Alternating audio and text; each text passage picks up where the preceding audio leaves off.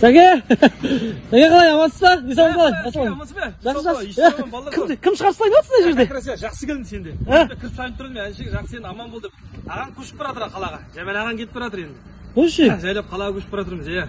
Кеше ғана айтып жатырсыз, ойбай, кәдімгі болашақтың бәрі қалада емес, ауылда деп жатырсыз, өзіңіз кетіп баратқансың қайсы болған жоқ па? Сол ғой, ауылда ғой, ауылдан кеткің де келмейді. Ауылдың іші керемет қой, қарашы қандай керемет. Ағайын тума туыс, бауыр, жаңағы аға, үлкен, кіші дейтін жоқ. Бәрі құрдастай сыйласып жүре бересің. Қандай керемет. Бірдеңе керек болса жетіп барасың әйтеуір.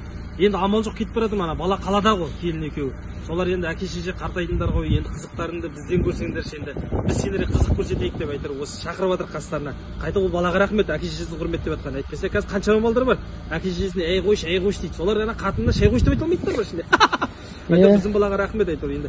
Жаңа кеттің де келмейді. Ауылда да келмейді екенсің, қарашы. Ауасының өзі қандай керемет. Банкіге салып алғың келе ме бірден? Білмеймін енді қалай болады енді. Қалаға барғанда да енді қалаға барып тұрып көруге енді. Ана скрипачшыніме рахмет қайта айтыр. Шығарып салып жатыр ғой мына жерде аға. Жеткізіп та енді ол да қимай жатыр. Мен де қимай тұрмын енді бір жағынан. Скрипач деген кім еді ол? Нұрбол дейтін әншейін ғой. Шауып жіберіп бастайын. Ана банядан келгеннен кейін терезең алып ұйықтап қалған ғой деймін. Терезе ашық қалған соң мойны бүйтіп қалған соң скрипач. Чек қой ол да. Осындай әзілдеріңіз сағынатын болдық қой Сәке. Жақсы әншек ә. Менде енді сендер шайлапса. Үш жақ біртүрлі екен.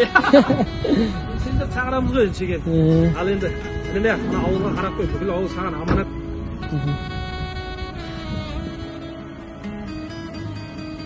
Жақсы. Аман мен жарап киімін жуынып алайын. Мына қалаға да кірмейтін шығармын. Жолыңыз болсын Сәке. Бізді ұмытпаңыз, әрқашан келіп тұрасыз ғой енді.